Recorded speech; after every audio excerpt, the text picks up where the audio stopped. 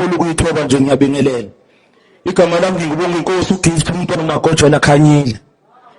Ngumfana nje oqonde ngqo, angixoxe nalutho. Abangaziyo bathi mina unqakanqa kubhadela umshini isikafulagazi into engalala emadubule kithi mashonisho mina. Ngangifisa ukuba nje mase ngimdala. Cha, okwami nje kuthiwa ngizobonga. Ukuthi bengimcela ngathi ispeech ukuthi khona ispeech ekumele ngisisho. But I think what is important, comrades,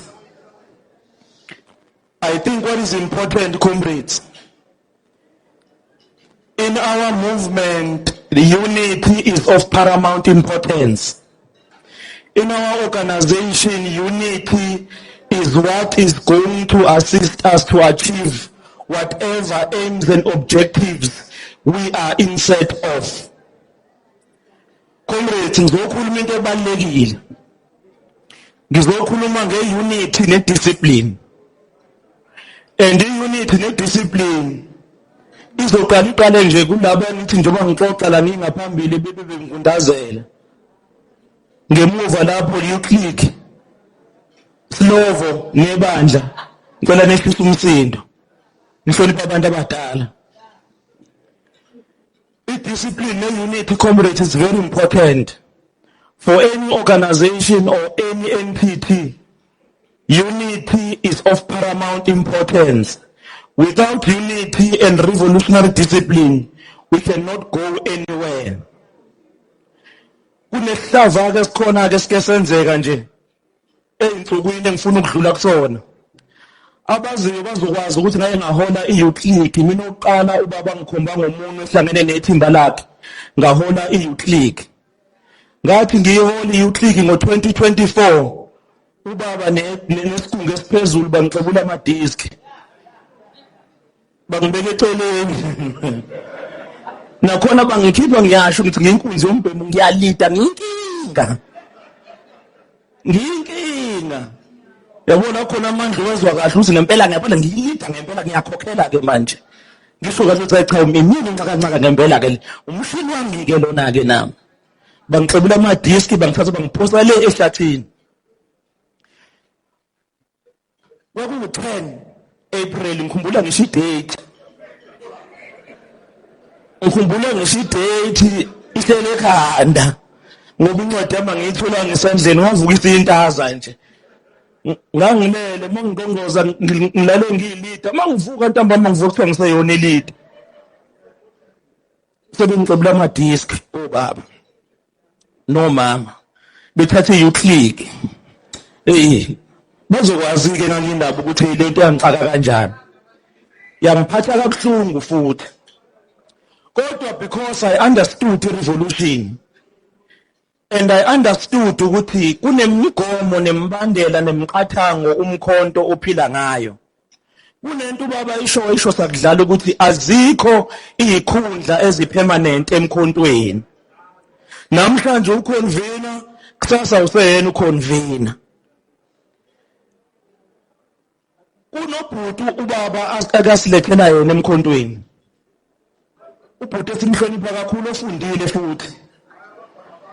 Sake safunda naye wafunda kuqala eVet ukuthi yena wayefunda i-history, mina ngihamba ngofunda i-law, kodwa safunda eVet sonke.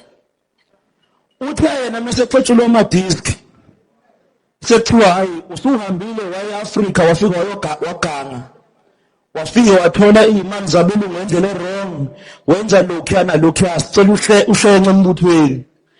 Lo bhuti lo akaqedanga ngisho 2 days wathi useqali into entsha ufuna ukubuza abantu ukuthi abantu bafunani emphakathini.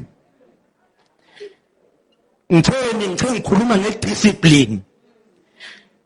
The test of your commitment to the organization and the test of your loyalty to the party is not only tested when you are a parliamentarian, a convener, a coordinator. It is tested when you think your movement is doing you bad, when you are convinced that I'm being hard done.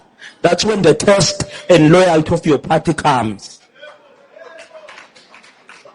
That is the true test of a guerrilla and a leader who says, I'm genuinely in a party. Awukwazi ukuthi wena ungasuke namhlanje umizwe namhlanje usugqoka isikipho esingasazi semnyama usuthi uyabuya wena ubuya ngisikwazi ukubuyaphi uhlangene nabantu uthi abantu abahlangene nakhona mathi uhlanganise labantu bakho bayicagogwana abancane abaqondakala ukuthi benzani engisho ukuthi comrades, our organization can only survive through discipline, hard work, and loyalty to the movement. Outside of that, we are going to become a kangaroo organization which will quickly dwindle into great insignificance. Bayokhohlwa abantu eSouth Africa ukuthi kwaba nomkhonto uma thina umkhonto singayenzi into ebalekile. Okugcina ke comrades, ngicela ukubonga kakhulu. Ngicela nje ngishaye izandla ningishaye izandla nje kakhulu ngiyacela comrades ningishaye izandla kakhulu.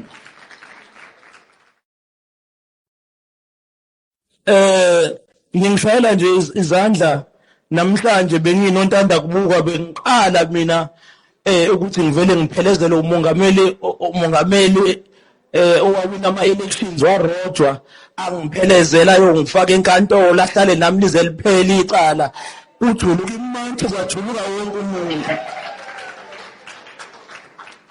Ngalawo mazwi ngokukhulu nje ukuyithoba bakuncamalala ngiyabonga ukuthi amaxoku waphoxe ngoba beselokhu ehambe engihlebela hey uyabona kade wakhishwa esikhundleni wena awukho esikhundleni wena ubaba kakufuni ubaba ukulahlile wavela wathi asike sihambe wafika waphoxa amaxoku watshengisa ukuthi hayi cha ukhanyile nje ukhanyile.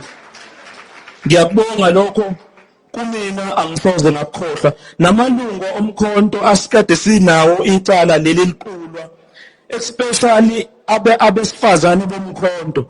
Ngicela ukubabonga kakhulu abesifazane bomkhonto ngichemile nginesayidi enkantolo mangishaye ibalo njalo kusuka ngoMonday bekuhlezi igqisha besifazane omama futhi bangibambe ngomthandazo bese siyangena enkantolo.